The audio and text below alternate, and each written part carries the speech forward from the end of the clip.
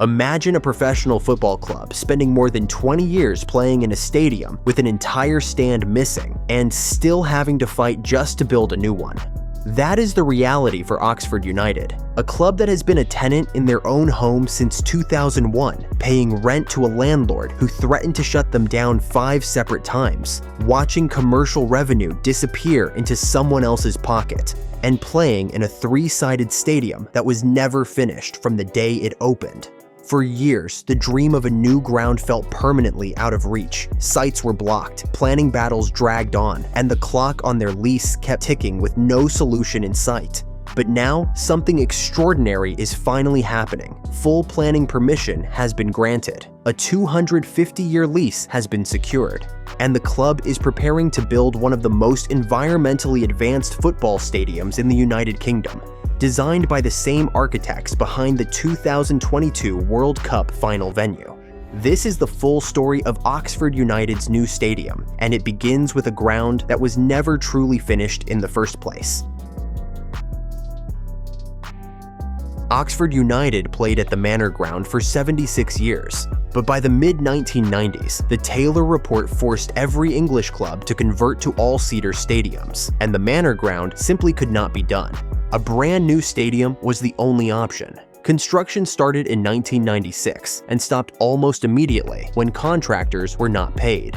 The project sat completely frozen for 3 years until businessman Firoz Kassem stepped in, bought the club, cleared the debts, and got the build moving again. The stadium opened in August 2001, was named after Kassem himself, and Oxford United have been there ever since.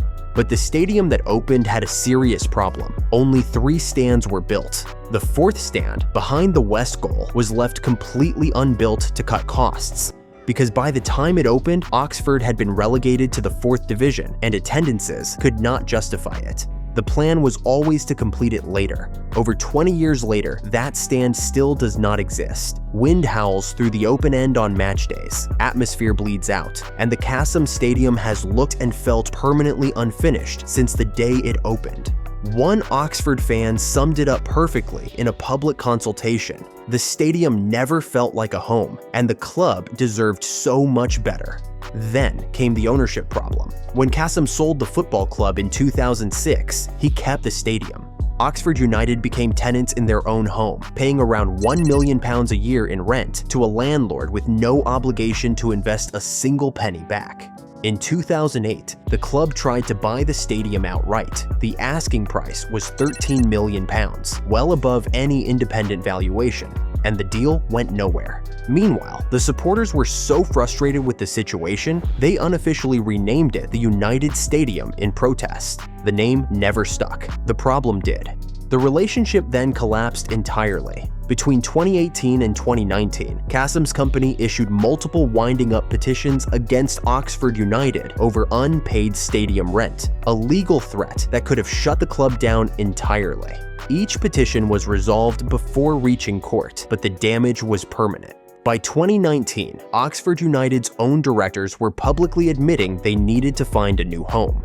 And the physical reality made that even more urgent. With only 12,500 seats and completely surrounded by a retail and leisure complex that Kassem also owns, there was simply no space to expand even if they wanted to. When Oxford won promotion to the championship in 2024, they arrived as one of the smallest grounds in the entire division. Matchday revenues capped, commercial income limited, and a 3-sided stadium sending the wrong message about everything this club was trying to become.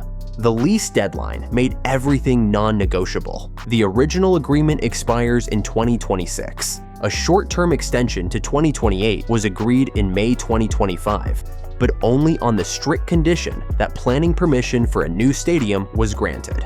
No further extensions beyond 2028 are possible under any circumstances. Oxford United CEO Tim Williams stated it plainly. Without a new stadium, the club faced becoming homeless. So the search began. 64 sites across Oxfordshire were analyzed. Their first serious proposal at Stratfield Brake near Kidlington was blocked. But right next door sat a plot of council-owned land known as the Triangle, directly beside Oxford Parkway railway station. In February 2023, Oxford United unveiled their plans to build there. A formal planning application followed in February 2024. Cherwell District Council approved it in August 2025. The Secretary of State declined to intervene, and in February 2026, full and final planning permission was issued. After 25 years of an unfinished stadium, a toxic landlord relationship, and a deadline that could not be moved, Oxford United finally had permission to build the home they deserved. And what they are building is something English football has genuinely never seen before. The firm that designed the 2022 World Cup final venue, the Lusail Stadium in Qatar, is the same firm designing Oxford United's new ground, AFL Architects. And what they have created for the Triangle site is something English football genuinely has no comparison for. Oxford United have agreed a 250-year lease on the Triangle, a 5-hectare plot of council-owned land sitting directly opposite Oxford Parkway railway station, 6 kilometers north of the city center. A dedicated footbridge will connect the platform straight to the stadium entrance. Oxford Parkway already runs direct services to London Marylebone, and East West Rail extends that reach toward Milton Keynes and beyond. For the first time in this club's history, the stadium works with the city rather than against it.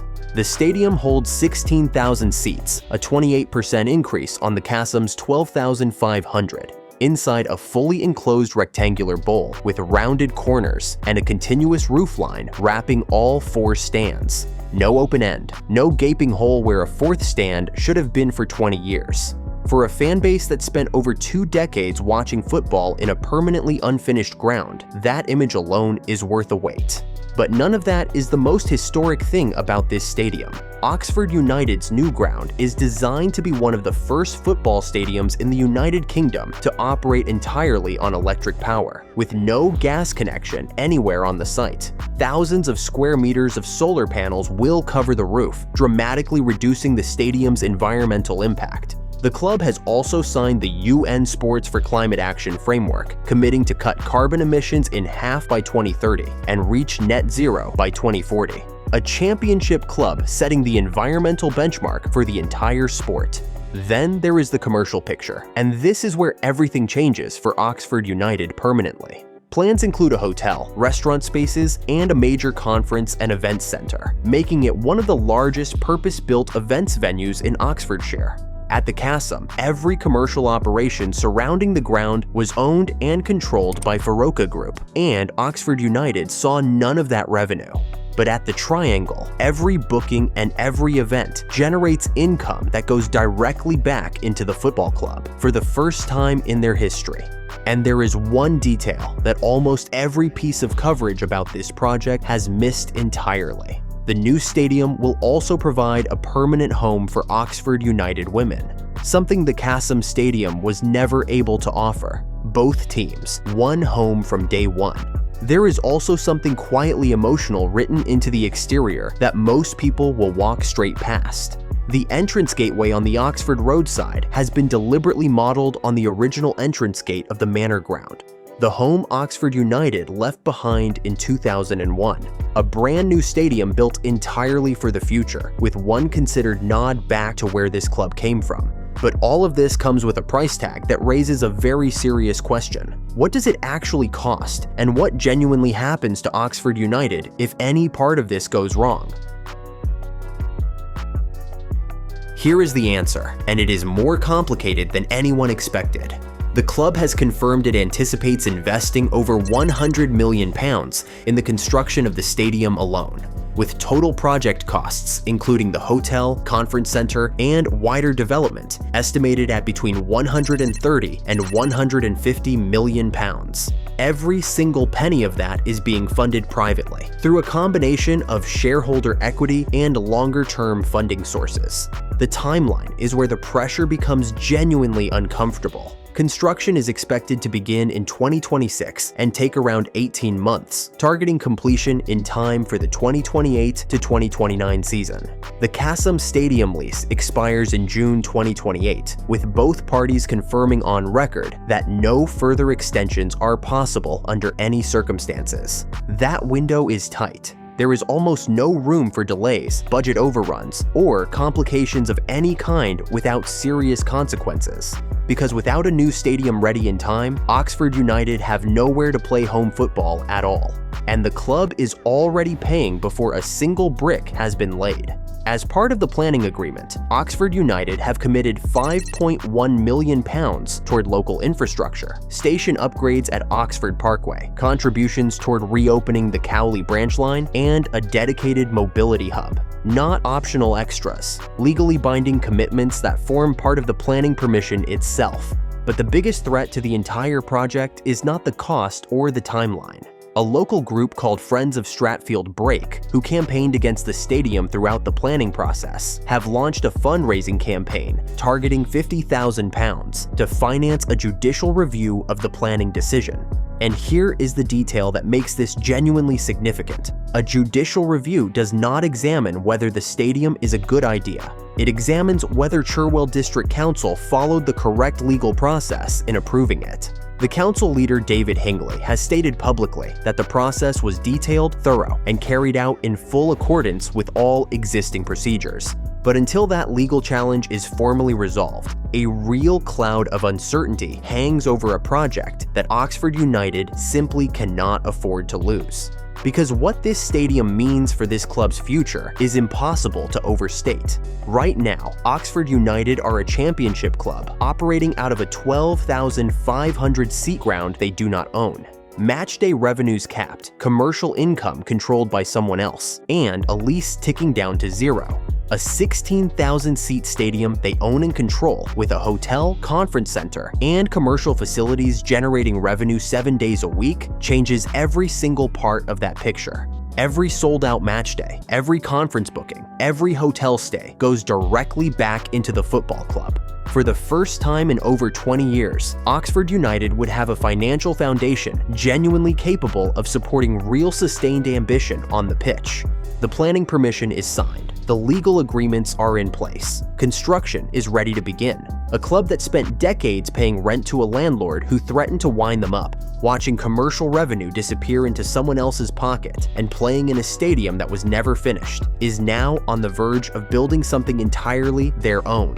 So, are you excited about what Oxford United are building? Do you think they can pull it off? Drop your answer in the comments below. And if you enjoyed this deep dive, make sure you subscribe and hit the like button for more football stadium stories just like this one.